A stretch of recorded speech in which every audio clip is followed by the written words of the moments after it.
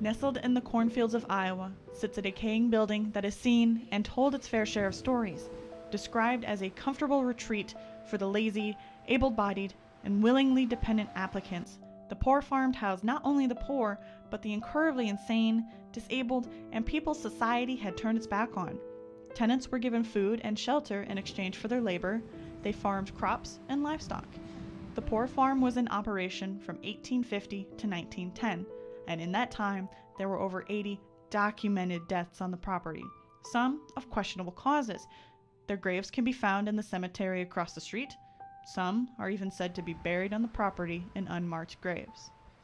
The town of Edinburgh was originally the seat of Jones County. In June of 1840, the land located at Section 36 in Wayne Township was originally deeded for courthouse purposes, with the grant being signed by President James Buchanan. Shortly after this grant, the county seat was changed and the commissioners kept the grant for the establishment of the county Poor Farm. In 1910, the Poor Farm closed down and was demolished. Edinburgh Manor was then constructed on the same land in 1910 to 1911 to house the incurably insane, the poor, and the elderly. Edinburgh Manor was in operation until November of 2010. When the last patients and employees left the building, they never returned. Many items still call this place home though. Patient beds, personal belongings, toys, even medical records and ledgers. A few members of our team decided to take a tour of Edinburgh a few months before our own investigation. One person we met, Curtis Miller, a veteran paranormal investigator of 12 years, has investigated the location around 8 times. He says that every time they come to investigate, it's always something different. Very rarely it's the same thing. We've heard footsteps, disembodied voices. Last tour we were here, we actually caught 2 little girls, 2 different voice tones on 2 different floors. And when he was asked of what advice he would give other investigators. Respect the place. I wouldn't do any provoking. Normally if you start provoking, you're going to get a negative response, which could be anywhere between a scratch or a push or a shove or anything. My team and I visited the manor in November of 2017. We heard and even saw some things we can't quite understand, but we're always hopeful that something comes through and gives us a sign. I hope you look at this documentary with an open mind, and I hope that you learn something new about Iowa, including places which may seem unusual but have many stories to tell. This part I felt important enough to share. 2 of my investigators were speaking with the owner of the manor while she was giving us the tour. They were discussing how they respect spirits of any kind, just as long as nothing will happen to them in return. It's always a good note to share. You don't have to be made of steel to be an investigator, just common sense and good intentions. Like, I'm very respectful of ghosts, it just still freaks me out. It is. It's kind of a little unnerving when you experience things that you really can't explain. And it's like the fact that, like, I mean, I'm respectful of ghosts, but it's just like, I always worry about like the mean side. I'm just like, please be nice to me. I'm not. When it finally came down to our investigation, we were all excited, but at the same time, a little on edge, as we had never done anything on this scale before. It's always exciting, as ghost hunters, to go into an investigation for the very first time. Alright, let's meet up in the meeting room. Oh, I was just not pulling hard enough. Steady hands. I would literally pass out. Steady hands. If there was a This ghost, is my shooting hand. if a ghost appeared on a camera, I would literally pass out. So Ghosts. I've been here. Ghost draining the battery. It did. No, I'm for real. That's how they get their power source. After equipment was distributed to each member, we split off into 2 teams. One team started in the women's wing on the first floor, and the other ventured into the men's wing to investigate the children's room. Thank you.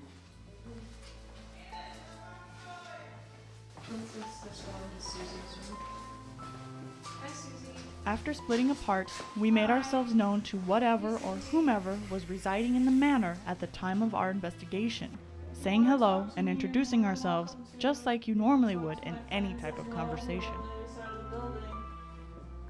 We're not here to harm you, we're not here to hurt you. We would just like to talk to you in any way We just want to know your story.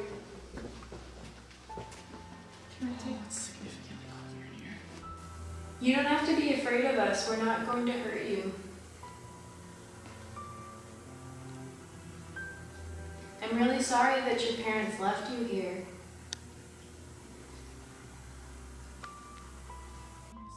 Shortly after starting our investigation into the women's wing, Amos, Bree, and myself started asking questions to whatever was there to show themselves or make a noise. Little did we know that we were about to receive an answer. If you're not comfortable with us sitting on your bed, just let us know.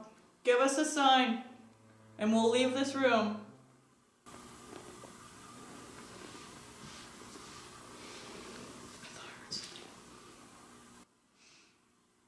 Was that you trying to talk to us?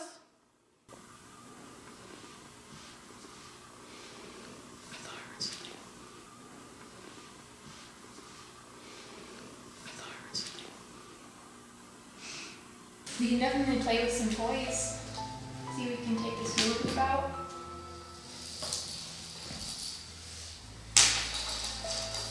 And that way you can play with this ball, with the cat.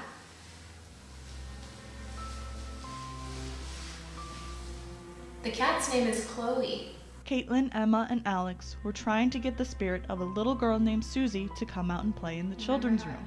Although during their time in that room, they didn't get a whole lot of activity, but they did capture an unexplained noise that no one heard at the time. Take a listen and decide for yourself.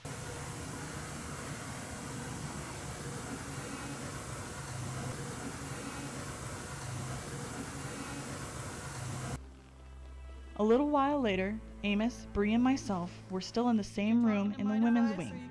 We captured yet another sound. This sounds like the voice of a young woman trying to tell us that she may need help or that we cannot help her. The camera's going out of focus.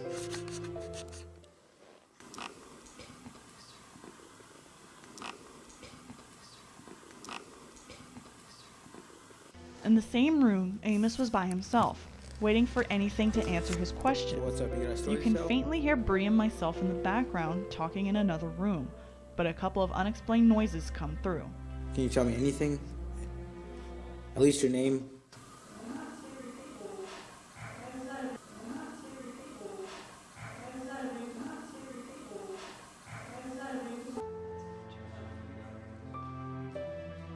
Both teams met back at the center of the first floor. We talked about our experiences so far that evening, what we felt and what we heard. But If you want to go to Susie's room, it was kind of interesting, possibly. I'm sorry. Yeah, we got the cat to meow. We touched the cat, it meowed, and then we waited a bit, and then it purred. But we're still not sure if it's a loop or if it's Susie trying to communicate with us. Let's see if we can pick anything up on here. I told her that you guys were coming. I kind of want to go upstairs first before we go back in there, just because they were just in there. Okay, we'll give Susie a break. We then decided to go to the second floor as a large group. You can tell that no one wanted to go first. Sometimes investigators do get scared. You do have to keep in mind, though, that this was our first investigation, and it's not going to be as organized as the ones you see on TV. Please don't deviate so many. Yeah, okay, we're gonna have you go up first because I'm sorry. Can someone hold my hand, please? Woman was seen up there. I really don't want to be last, please. I'm going up first. Just Yep. Hey, do you guys want to stay Arthur?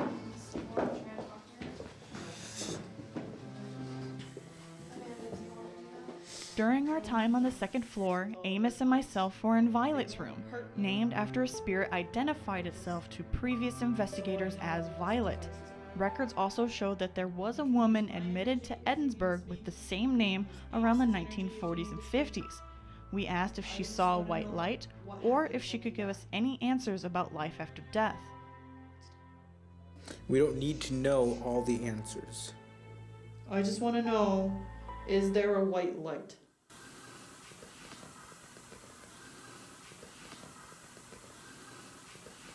We believe she is saying there isn't, but you can decide. As scholars, we are interested. I mean, this is something we consider every day when we go through our lives. We consider, are we are we doing what we need to do, or is our point here on Earth worthless? In the summer of 2012, the owners of the manor did open up the location to paranormal investigations. In 2015, Edinburgh was featured on an episode of Ghost Adventures, which only opened the location up to even more people wanting to come and see it. But if you do, I have just one thing to say. Please treat this building and whatever may reside in it with the utmost respect and dignity. Even if you may or may not believe in the paranormal, people still did pass away here, and it's only right that we still treat it as if it were an operation.